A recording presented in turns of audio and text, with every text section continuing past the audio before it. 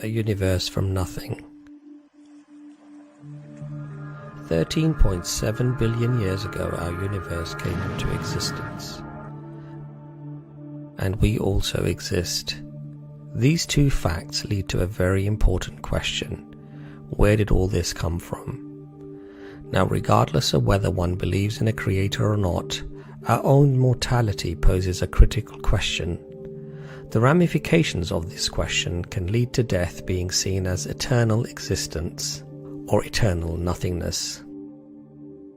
Despite its importance, most people will invest far more time searching for their next phone or deciding upon their next meal.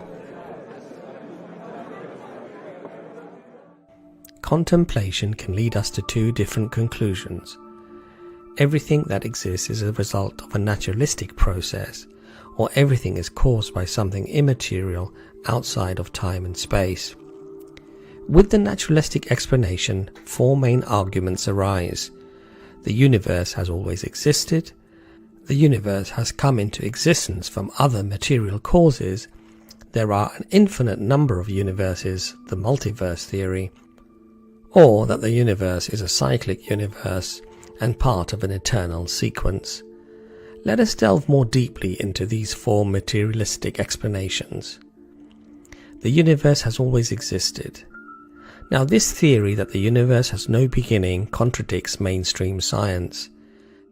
There is overwhelming evidence to show that the universe began to exist around 13.7 billion years ago, and this is widely accepted within the scientific world. The current view is that the universe began with what's called the Big Bang. Immediately following that was a stage of inflation, which was an exponential expansion, which settled down, for one reason or another, into a more sedate expansion, which then became an exponential expansion, which is what we see, what got the Nobel Prize a few years ago, the accelerated expansion of the universe. The universe came into existence from other material causes. This theory raises more questions than it answers.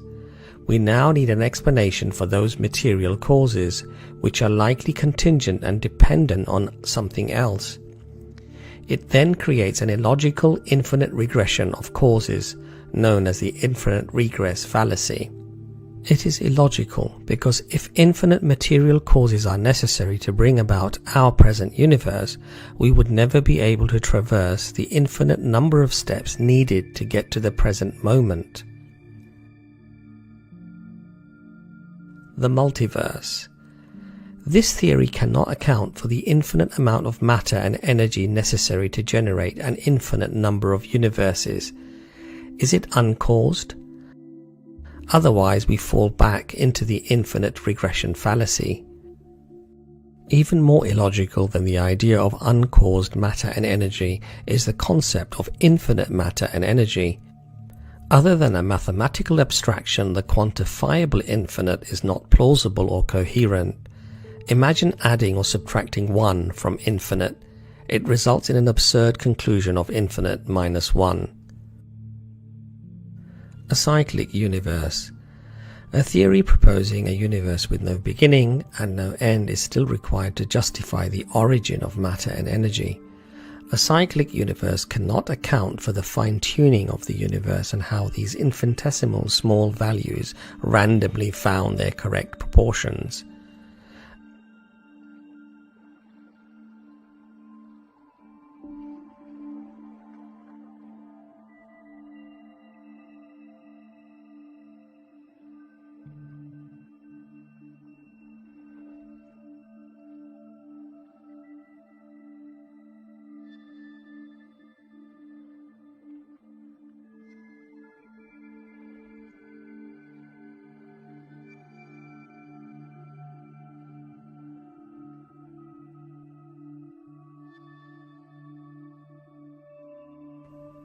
We are now left with the second viable conclusion, that the universe was created by a creator of unimaginable power who chose to create the universe at a specific time. The first cause is by necessity uncaused, which is the exact Islamic definition of God. Ultimately, the choice lies between believing that matter, energy, and the laws of physics have always existed without a cause, or believe in an uncaused cause for everything, a creative power of incredible might and intelligence. The ultimate truth cannot be directly and empirically known, therefore we need to take a conclusion based upon logic and reason. Just as we do with every other decision in life, we accept that which is more probable.